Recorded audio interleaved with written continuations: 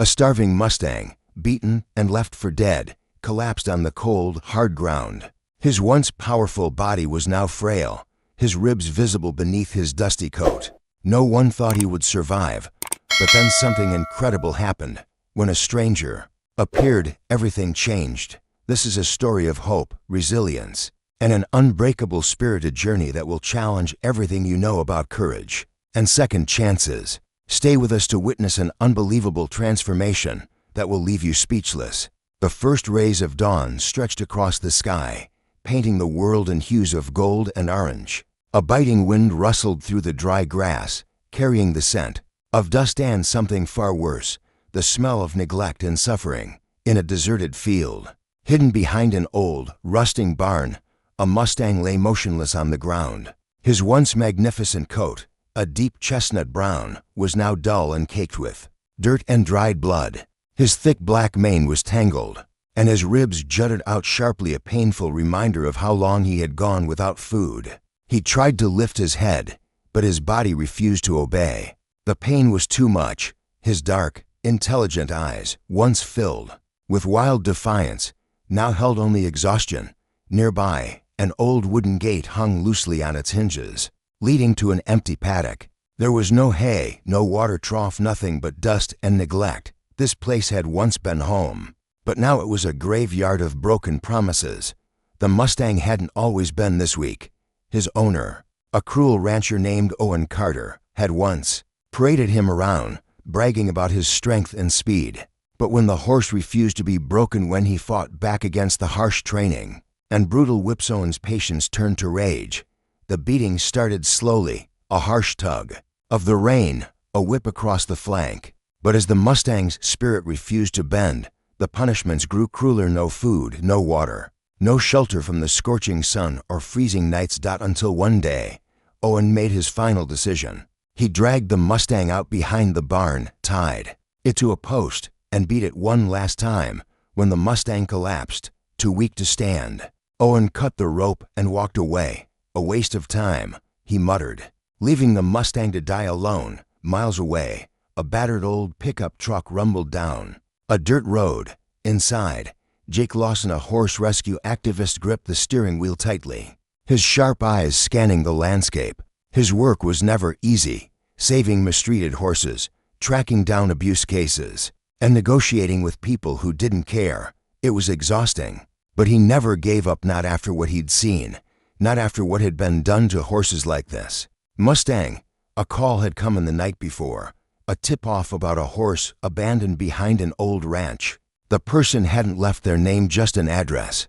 Jake had seen too many of these cases to ignore them. As he approached the property, his gut twisted with unease. The place was nearly deserted, just an old farmhouse, a few rusting fences, and a barn that looked like it hadn't been used in years. Then, as he turned the corner, his chest tightened. There, lying in the dirt, was the Mustang. Jake slammed the truck into the park, throwing open the door. One look, and he knew this horse was barely alive. He rushed forward, his boots kicking up dust as he knelt beside the animal. "Hey, buddy," he said softly, his voice calm despite the worry gnawing at his chest. The Mustang's ears flicked slightly, a faint response. Jake's hands hovered over the horse's skeletal body, noticing every wound, every sign of neglect. "Damn it," he muttered under his breath. This wasn't just abandonment. This was cruelty. His mind raced. Could he even move the horse? Was there still time? Then, the Mustang took a slow, shuddering breath. He was still fighting, and Jake wasn't about to let him lose. The Mustang's shallow breaths came in uneven bursts, his sides barely rising and falling. He tried to move, to shift his weight, but his legs refused to cooperate. His body was shutting down. Jake knelt beside him, pressing a firm hand against the Mustang's trembling neck. His skin was hot, his heartbeat weak. He was dangerously dehydrated. "This isn't good," Jake murmured. He glanced toward his truck, parked a few feet away, the old trailer hitched to the back. Moving a horse in this condition was risky, but leaving him here was a death sentence. He reached into his jacket pocket and pulled out a small bottle of water. It wasn't much, but it was something. Carefully, he poured a trickle onto the Mustang's dry lips. At first, There was no reaction. Then the horse's nostrils flared slightly, his lips parting just enough to take in a few drops. "That's it, boy," Jake whispered. "Come on, stay with me." The Mustang's ears flicked weakly, barely registering the sound of Jake's voice. Jake exhaled, his mind racing through options. If he called animal control, they'd likely put the horse down rather than attempt a difficult rescue. If he called a vet, it could take hours to get someone out here, and the Mustang didn't have hours. He had to act now. Steeling himself, Jake stood and walked back to the truck. Yanking open the trailer doors, he grabbed a thick rope and a set of blankets before hurrying back to the horse. "This is going to be rough," he muttered. Kneeling beside the Mustang again, Jake gently slid the blanket under the horse's front legs. Trying not to cause more pain, he wrapped the rope around the Mustang's torso, creating a makeshift harness. The horse barely reacted. He was too weak to fight. Jake took a deep breath, bracing himself. "All right, big guy," he said, gripping the rope. "Let's get you out of here." With a sharp tug, he pulled, using all his strength. The Mustang let out a low distress sound, its body shifting slightly in the dirt. "Come on, you can do this," Jake encouraged, sweat already forming on his brow. He pulled again, harder this time. The Mustang's legs kicked out weakly, his breath hitching in discomfort. Jake knew he was running out of time. He dug his boots into the dirt, planted his feet, and with one last effort, heaved the Mustang forward. The horse lurched, his body dragging a few feet toward the trailer. His breathing was ragged, but he was moving. Jake didn't stop. He pulled again, then again, each time getting the Mustang closer to safety. Finally, after what felt like an eternity, they reached the edge of the trailer. Jake wiped the sweat from his forehead, breathing heavily. The hardest part was over. Now he just had to get him inside. He climbed into the trailer and looped the rope around a support beam, using leverage to pull the Mustang up the last few feet. The horse groaned, his muscles trembling from the effort, but he didn't collapse. With one final pull, he was inside. Jake stumbled back, chest heaving. He crouched beside the Mustang, placing a reassuring hand on his neck. "You did it," he whispered. The Mustang let out a weak exhale, his eyes fluttering shut. Jake wasn't sure if he was asleep or unconscious, but either way, he had him now. Stepping out of the trailer, he slammed the door shut, securing the lock. Then, without wasting another second, he jumped into the truck and hit the gas. There was still a long road ahead, but one thing was clear: this horse wasn't going to die here. The old pickup truck roared down the dirt road, dust swirling in thick clouds behind it. Jake kept one hand on the wheel, the other gripping his phone tightly as he dialed. "Come on, pick up," he muttered under his breath. The ringing seemed to stretch forever before a woman's voice finally answered. "Dr. Avery." "Whitman, Avery. It's Jake," he said, not wasting time. "I've got a critical case of Mustang, severely malnourished, dehydrated, and covered in wounds. I barely got him into the trailer. He's too weak to stand." A sharp intake of breath. "How long has he been down?" "No idea, but he was left to die." Jake's jaw clenched, remembering the lifeless look in the horse's eyes when he found him. "I'm about 20 minutes out. Think you can get set up? I'll be ready," she said without hesitation. "Drive safe." Jake tossed the phone onto the passenger seat and pressed the accelerator. Glancing at the side mirror, he saw the Mustang's body sprawled inside the trailer. His breathing was uneven, but he was still alive, and that had to count for something. The tires skittered slightly as Jake pulled into Whitman Equine Rescue, a modest but well-equipped ranch dedicated to saving neglected and abused horses. He barely had the truck in park before Dr. Avery Whitman came running out. Already dressed in her vet gear, she was sharp, efficient, and as passionate about horses as Jake was. The moment she saw the Mustang's condition, her face darkened. "Damn it, Jake," she exhaled. "Let's get him out." Jake flung open the trailer doors while Avery's assistant rushed over with supplies. The Mustang didn't move. Jake jumped in beside him, crouching low. "Come on, buddy. We made it this far." He pressed a hand to the Mustang's neck.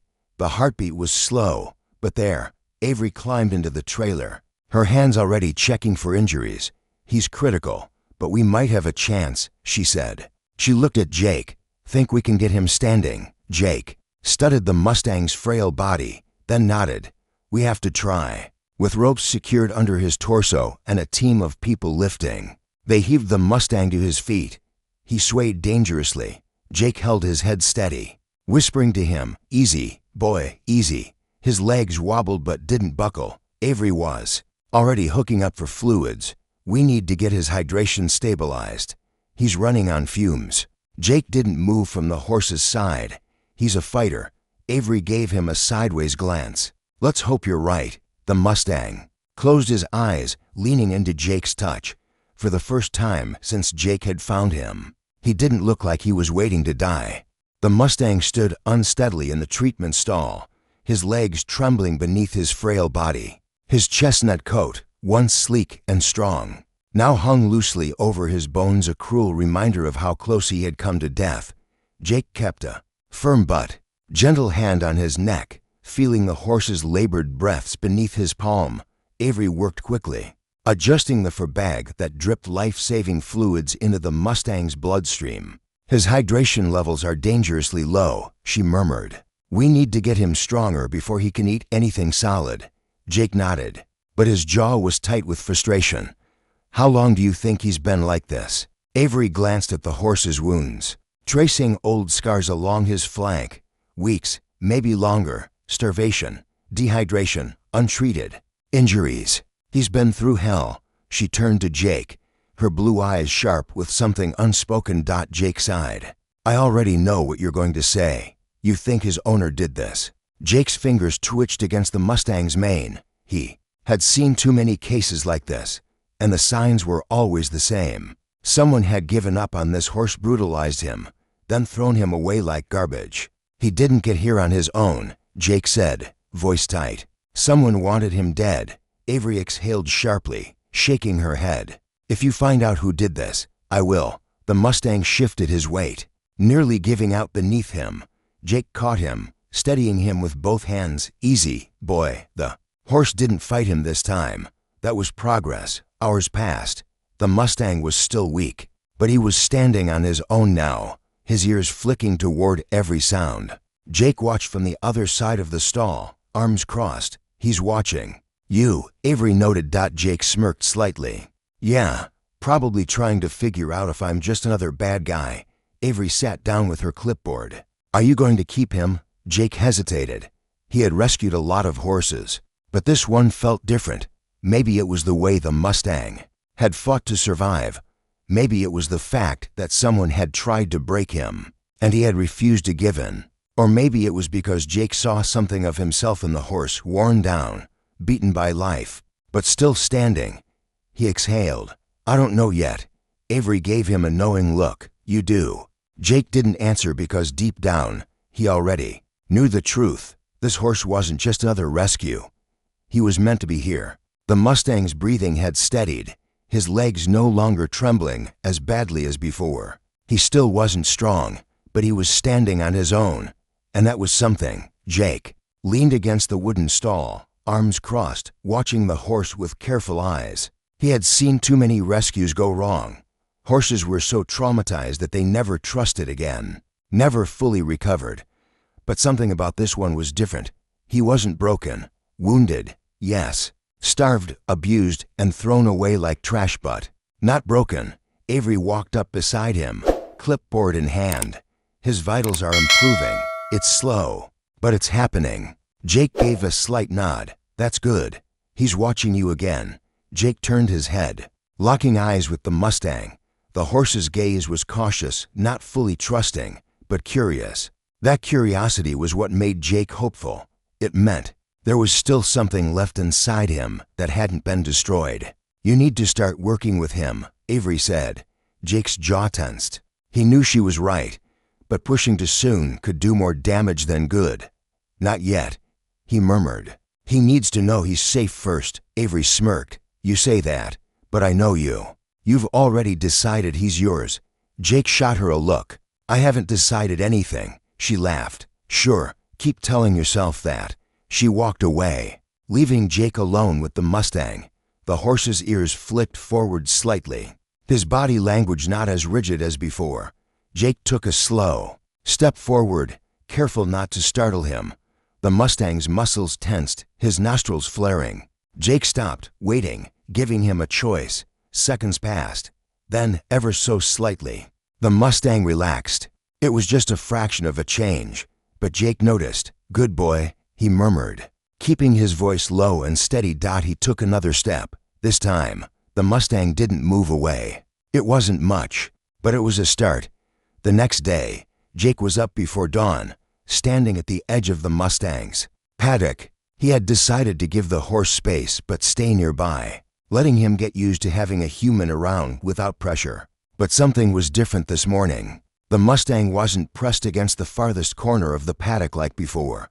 He was close, watching. Jake let out a slow breath. Progress. He grabbed a small bucket of water and walked to the fence, setting it down before backing away. The Mustang eyed him cautiously, ears twitching.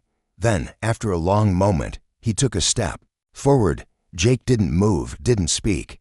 He just let the Mustang decide. Slowly, the horse lowered his head and took a few tentative sips. Jake smirked. They were getting somewhere.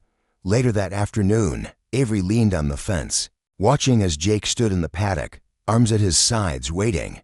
The Mustang was just a few feet away, not as afraid as before, but still hesitant. Avery raised an eyebrow. "Are we taking bets on when he lets you touch him?" Jake smirked but didn't take his eyes off the horse. "I don't rush things," she snorted. "Yeah, I've noticed." He ignored her, extending his hand slightly. Palm open, the Mustang's ears flicked back. His muscles tightened. Then a slow step. Jake held his breath. Another step. Then, the Mustang's nose brushed against Jake's fingers, just for a second. Jake didn't move, didn't push. He let it happen. The horse pulled back almost immediately, but it was enough. Jake smiled. "That's it, boy," Avery exhaled. "Well, I'll be damned." Jake kept his eyes on the Mustang. "Told you he's a fighter." The horse stood there, watching him. For the first time, there was trust in his eyes. The morning air was crisp, carrying the faint scent of damp earth and fresh hay. The Mustang stood near the center of the paddock, ears flicking toward every distant sound. His body no longer pressed against the fence as if waiting for an escape.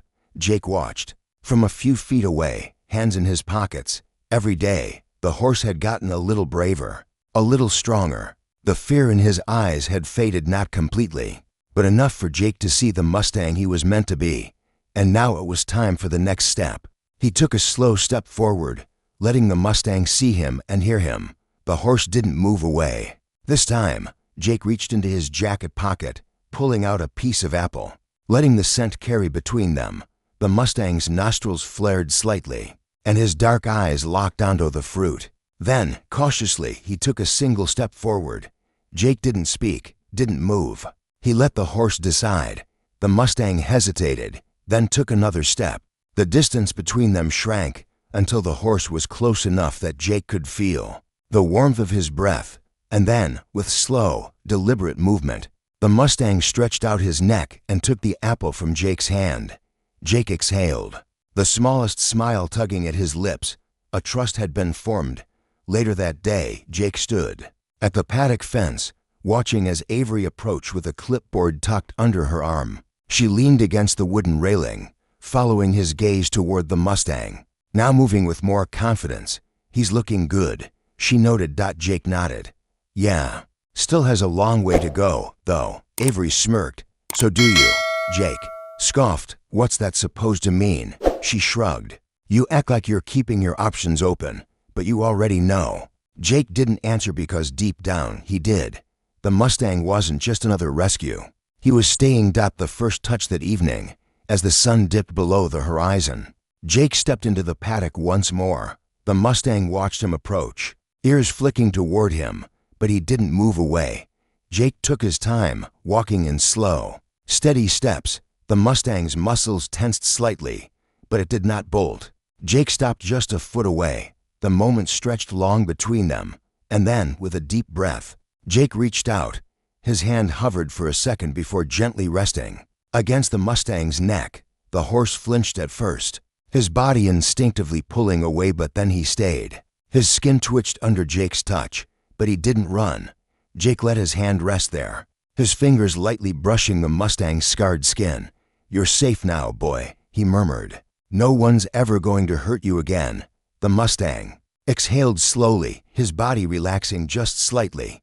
Jake smiled. It wasn't much, but it was enough. The decisioned first light of dawn stretched across the sky, painting the ranch in soft hues of pink and gold.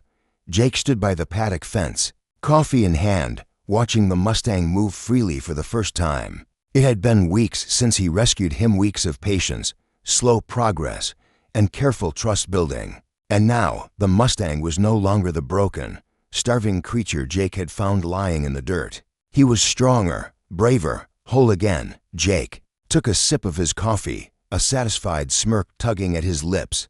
"He looks good," Avery said, appearing beside him. Jake nodded. "Yeah, he does." She glanced sideways at him. "So, have you finally decided?" Jake let out a slow breath, setting his coffee mug down on the fence. He knew what she was asking. Was he keeping him or was he going to let him go? He had wrestled with the decision for days. The Mustang had fought so hard to survive. He deserved to be free. But at the same time, Jake couldn't imagine this place without him anymore. As if sensing their conversation, the Mustang lifted his head, his dark eyes locking onto Jake's from across the paddock. Then, slowly, he walked toward him, not out of fear, not out of hesitation, but out of trust. Jake smiled. "Guess he decided for me," he murmured. Avery chuckled. "I knew it." Jake extended his hand, palm open. The Mustang pressed his nose against it, standing still. For the first time, there was no tension, no flinch, just quiet understanding. Jake exhaled, running a hand down the horse's neck. "You're home now, boy." The Mustang let out a deep, relaxed breath. For the first time in his life, he was finally. If this story touched your heart, don't forget to subscribe, like this video, and share it with someone who loves inspiring stories. Let's keep spreading messages of courage and hope.